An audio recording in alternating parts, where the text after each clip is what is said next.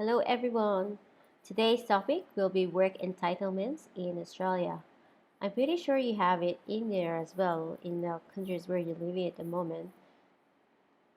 These entitlements, such as annual leaves, leave loading, penalty rates, and sick leaves, are going to be my topic today. So please stay tuned and we'll talk about this further after the intro. Hi guys, I'm Jackie and welcome to my YouTube channel. Before we get started, please don't forget to hit subscribe button and the bell button to get an update with new videos uploaded in my channel. And please like, comment, and share.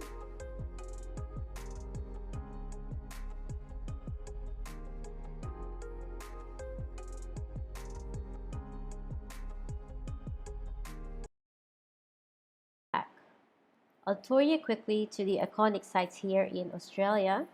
And also guys, for someone who is unaware, Australia is as big as USA in terms of the size. Alright, so it's really big.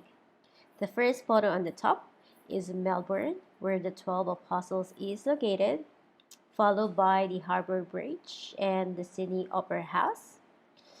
The City of Perth, which you can clearly see from the King's Park and Botanical Garden.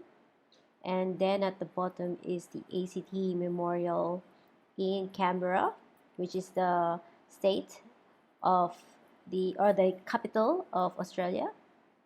And then Adelaide Convention Centre.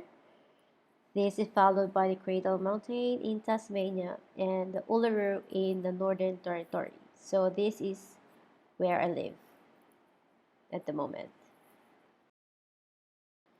So among the 7 pictures that I just showed you, I live in the Northern Territory area. So for someone who just lived in Sydney for 9 years, my initial impression was moving into a deserted part of the country because a lot of people are just saying, hey, it's really hot there, why are you moving there? Which is firstly wrong. My impression is really wrong. It's actually moving to the tropical part, which has the synonymous temperature and atmosphere where I came from, which is, by the way, the Philippines. So now if you look at the Google map, Darwin is at the top end and close to the countries such as the Papua New Guinea and Indonesia. Now, this probably explains the reason why a lot of Australians are in Bali, Indonesia. It's because, it's really close, which is probably just 3 hours by plane, and it's quite cheaper also to have a holiday there. Now, when it comes to the temperature, it is just wet and dry seasons. So, for someone who wants to experience a winter or an autumn or a different part like spring or something, just go to Sydney, which is really good weather. Melbourne, yes, they have 4 weather as well. They all have 4 weathers, so just research where you want to go. But moving forward, with the wet season, it usually happens on November to April. It's usually rainy every day and it's quite humid. But during the dry season, which happens during May to October, this is the winter season in some state, and so in here it will be so sunny during the day and evenings are cool. So if you want to move here in Darwin, you need to take note of the season. Most probably may want to move to Darwin during the dry season because there's going to be a lot of work opportunities for the reason that a lot of visitors and tourists are coming this way. All right, so 40% are First Nation population, so don't so shocked about meeting a lot of like different people as well. They are very common to see in here, which surprised me as well when I came here first because I don't see that much in Sydney, but in here they're everywhere. They're cool. You just get used to them, and then multicultural. It means that everyone is here. I see a lot of Filipinos. I see a lot of Nepalese and Indians even like um, you could meet a lot of people of different cultures. Now let's talk about annual leave. Employees who are located in the Northern Territory receive up to 6 weeks or 30 days of recreation leave each year. Now, if you live outside the Northern Territory or you live in another state, you are entitled of 4 weeks or 20 days of recreation leave each year. Now, I guess that's on the extra perks of living in the regional area. You get an extra 2 weeks of leave from usual Australian annual leave. Recreation leave accrues daily roughly at the rate of 2.5 days for every completed month of service. Part-time employees receive recreation leave on a pro rata basis, which means that it is calculated against the number of hours or days that they have worked. Now, my example, if you're only working 2 days a week, then that means you are only working 40% of what a full-time worker does. If they are entitled for 30 days, then you multiply that by 40%, then you get 12 days of recreation leave per year. If you take a leave without pay or absent from work due to a worker compensation, then your anniversary date will also be moved, and for crediting this leave will be adjusted by the same number of days. To simplify, if you're someone conscious about the increment of years, for example, for those nurses who went to a maternity leave, if I'm not mistaken, they are allowed to have a leave for a period of 1 year, but not all of it is paid. Now, going back to accumulating working experience, if their leave is unpaid, then they're adding up to their incremented working experience. However, this is not the case. If they opted to extend their leave without pay, then it means that they are going back at the same level that they left before they leave. So if you're an RN4 and you went on extended paid leave, then you are going back to work at the same level, which is RN4. Shift workers are people who have to work on the afternoon, nights, weekends, and public holidays. They are working in a roster at a shifting schedule to cover the operations of a certain business. For example, hospitals that are open 24/7. Some office workers probably have the schedule, as well as especially those whose employers are in the other part of the world. Now, my example would be Filipino working under the American company. Hence, they have to work on a night shift because their employer is in the other side of the world. Now, they have a thing, night differential fee. It's an extra buck to their contracted salary. Here in Australia, we call that as penalty rate. So check out my other videos. I've also discussed that one as well. If you are a shift worker, you may be entitled to an extra recreational leave of up to 1 week each calendar year. So that's from the previous slide. I just discussed you are entitled for 6 weeks, and then you add another 1 week. The another eligibility for that is that you need to work 10 Sundays in the calendar year. And so we have 52 Sundays in 1 year. It means that it is really possible that you can get that extra 1 week if you are a shift worker. Leave loading is the extra payment on top of the base rate of an employee taking an annual leave. You can request a recreation leave loading payment if you take 1 week or more recreational leave, and you must take at least 5 working days that are continuous to be eligible to receive this payment. This excludes the public holidays or non-working holidays.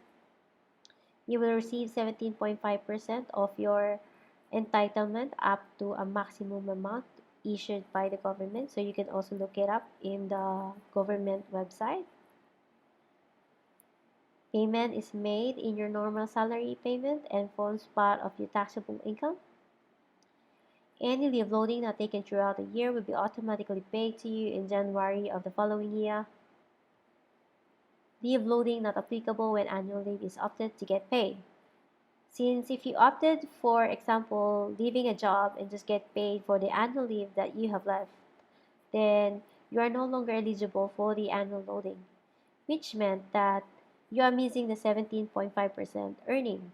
Say if you get $1,000 as a payment for the extra annual leave that you opted to take or cash up, then you're missing out on the $175 extra payment. Take note that this is the anti-condition. Other state might be different. Some people might have this kind of benefit as well. If you have one, then make sure that you are able to take advantage of it. Now we go to the cashing out leave entitlement.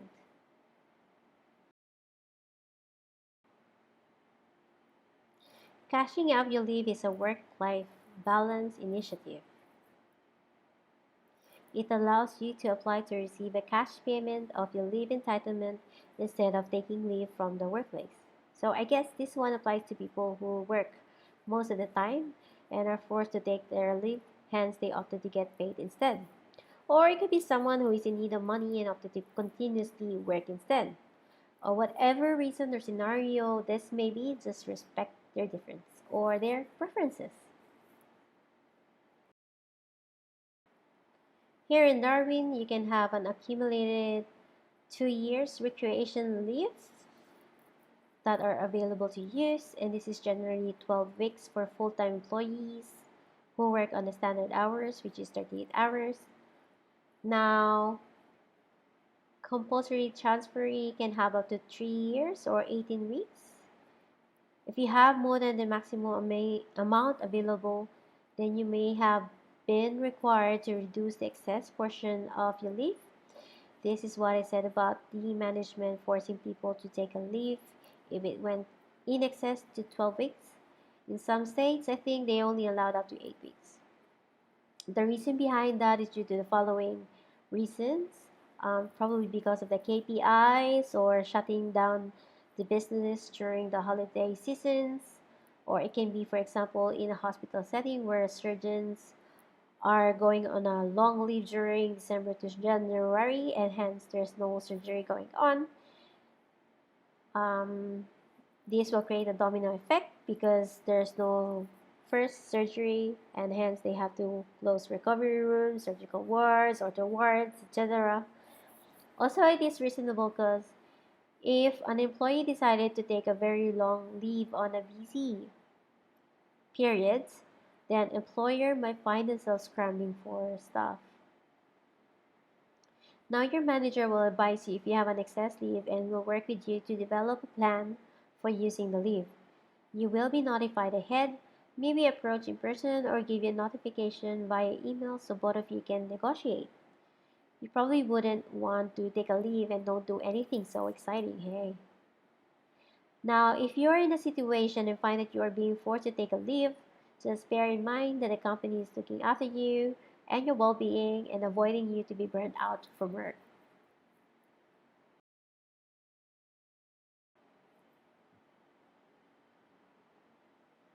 If you are sick while you are on a recreational leave or a long service leave, you can apply for personal leave. You must have a medical certificate. If your application is approved, then the leave will be recredited to you. Your recreation or long service leave will be recredited to you by submitting a personal leave application with medical certificate. I just remember I had a colleague who planned her leave and was so excited about it. But during her leave, she contracted a COVID, and so she didn't enjoy her recreation leave. I'm not sure if she knew about this rule, but it may be again different per state.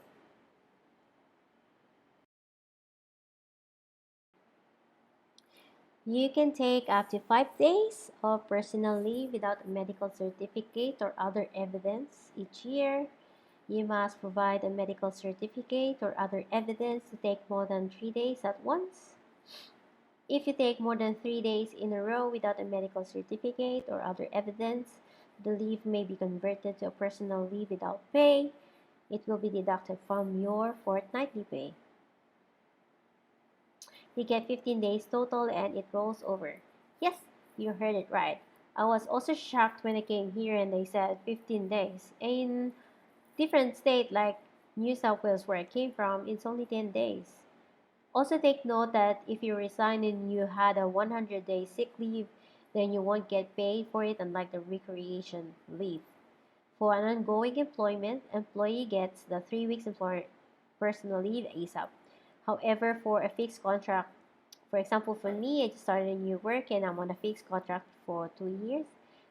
They have initially given me 15 hours and they said that it will increase every 3 months. Then on the date of my anniversary, then that's the only time that I will get that, you know, straight away 3 weeks personal leave entitlement.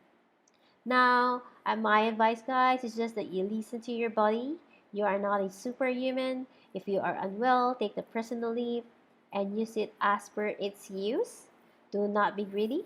So thanks for watching, guys. Till next video.